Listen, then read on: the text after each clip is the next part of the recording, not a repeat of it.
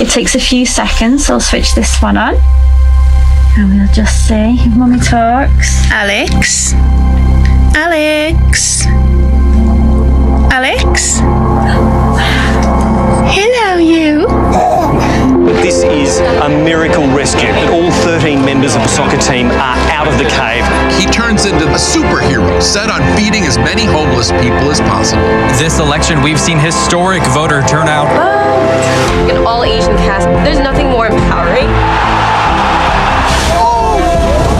She has to go right up and do it. Yes!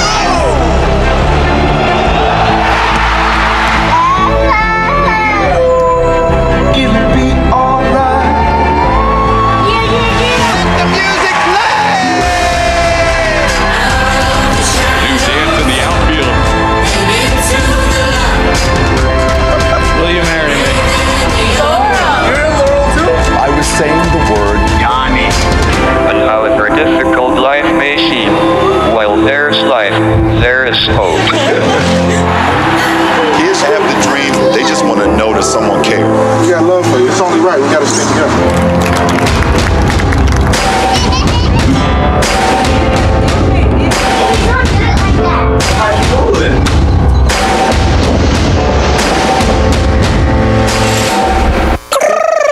Washington Capitals are champions! Welcome to the show, Chloe Kim. I love you so much. Los amo. Gracias. They just proposed to me. Life is good. The world is filled with people doing the best they can, you know, who love their kids and would like to live their lives with a little dignity and hope, just like everybody else.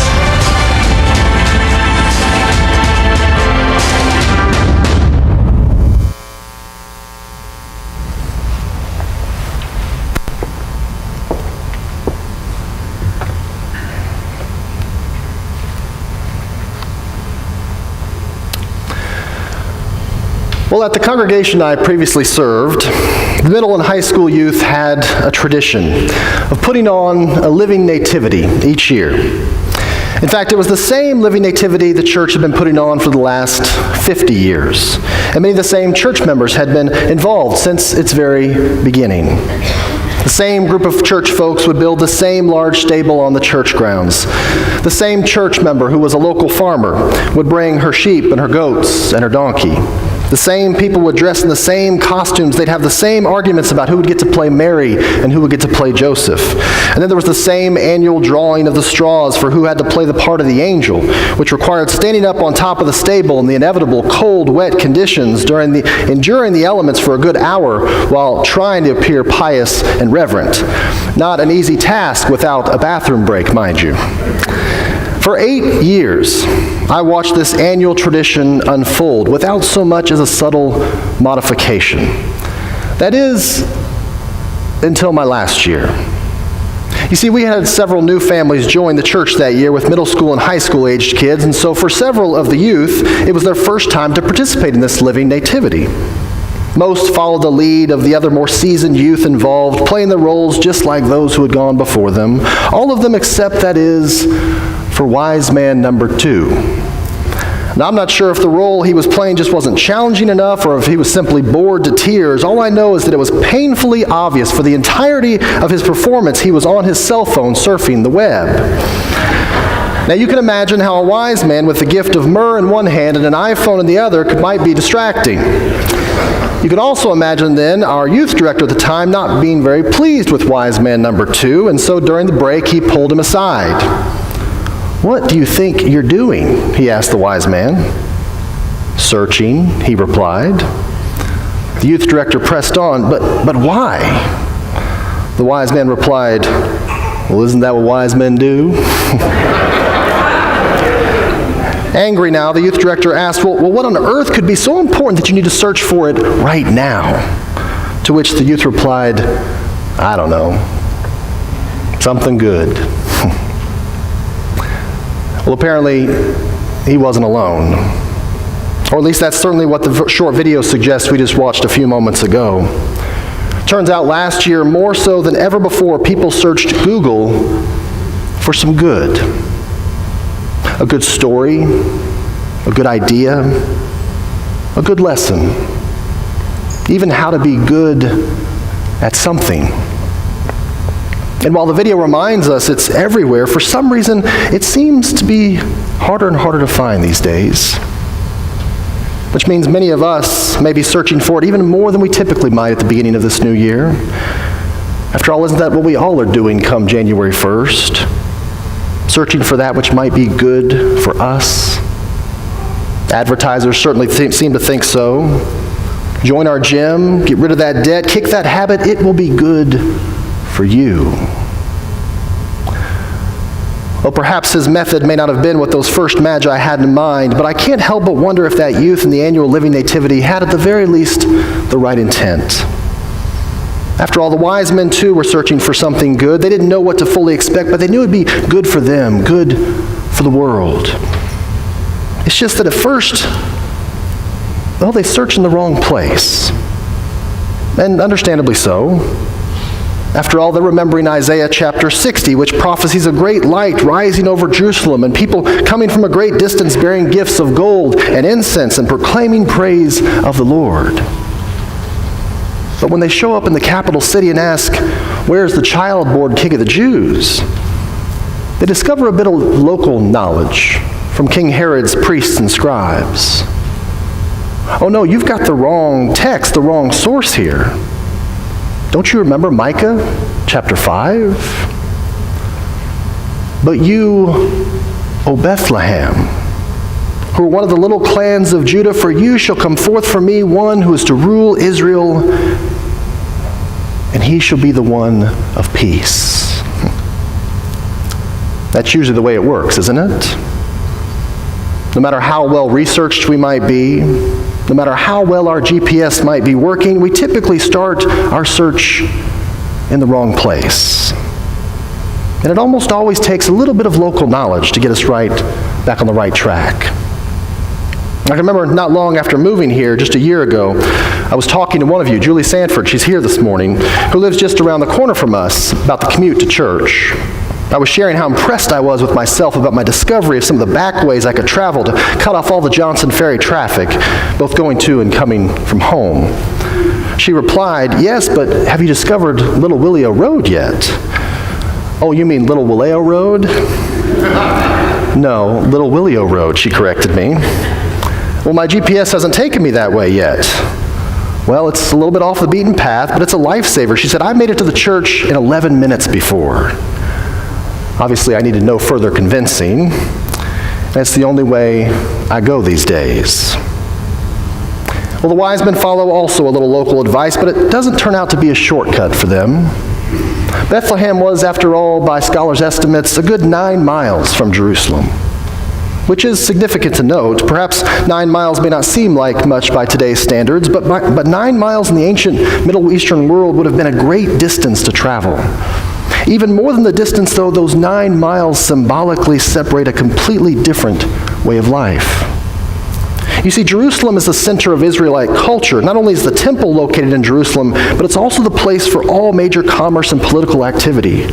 Jerusalem is the big, important city, a place of power, a place, well, like Atlanta. Bethlehem, though, not so much. No, that was the peasant, podunk, impoverished small town from which nothing good could ever come. In fact, I suspect you've been there before. It's not hard to miss. Although if you're like me, you tend to avoid it if at all possible. For lots of reasons. Not the least of which, who turns out to be your local guide. After all, local knowledge doesn't typically come from priests or scribes in Bethlehem.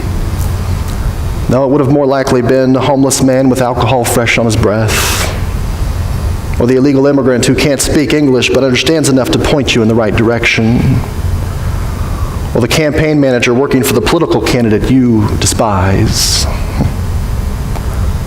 Well, I haven't lived here long. From what I hear, Bethlehem's just a little bit further down Roswell Road, the other side of the railroad tracks, on the south side of the city, in neighborhoods you and I might not go at night, in places like the CAC and the Salvation Army and the county jail and the federal prison.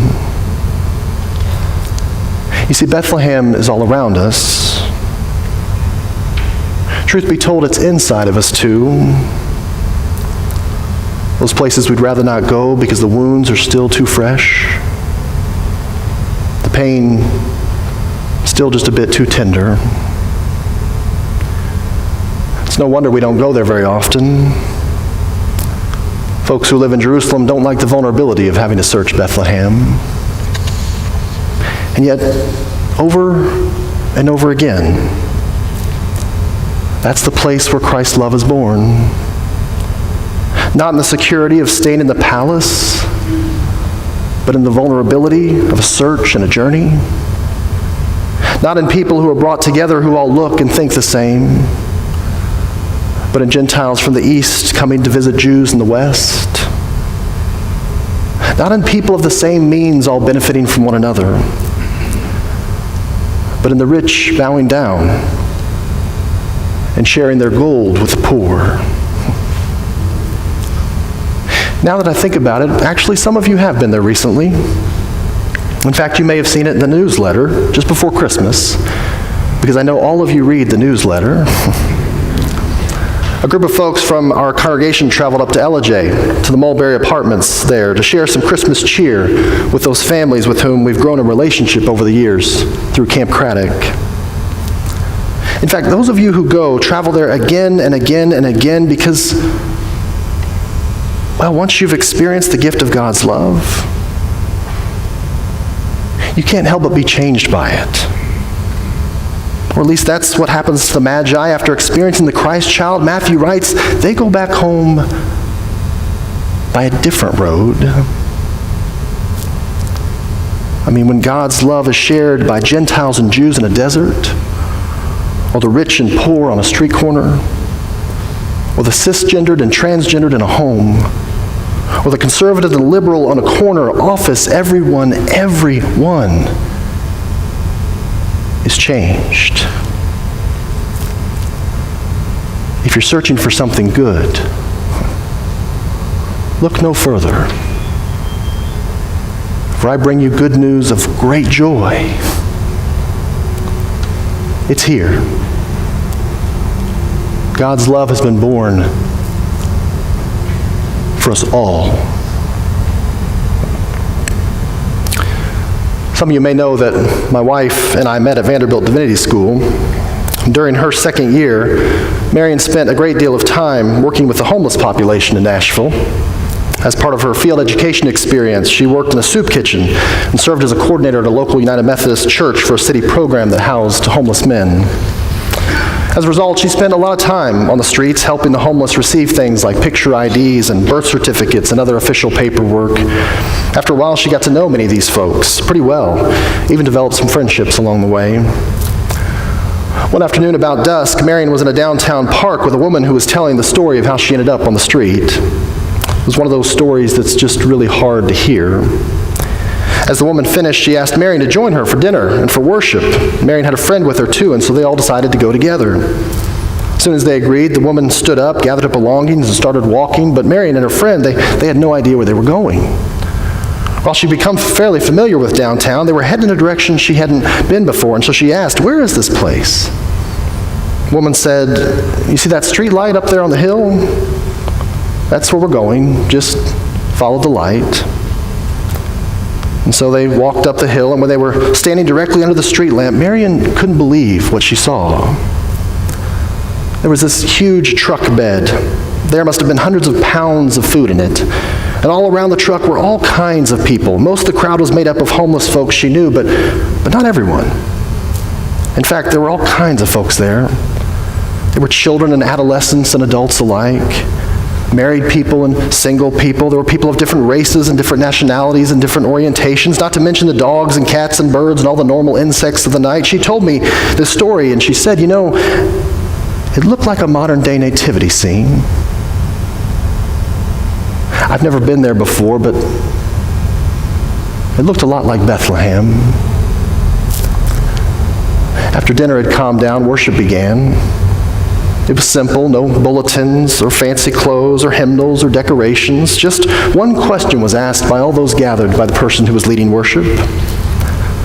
He asked, "Where have you found Jesus in the last week?" Immediately, people started sharing stories of how they'd seen Christ in their lives. Then Marion heard a familiar voice. The woman who had led them to this scene was sharing her story, and miraculously, in the midst of the tragedy she had experienced, she still managed to find Christ very present and real in her everyday life. A kind of faith, quite frankly, that's hard to find in Jerusalem. After Marion finished telling me her story, I asked her, how far was that street light from where you all had walked? She didn't remember exactly. She'd not really kept track because she was simply following the local knowledge. But she remembered it wasn't too far away, just on the other side of those railroad tracks. I'm not sure, but if I were to guess, I suspect it was about 9 miles.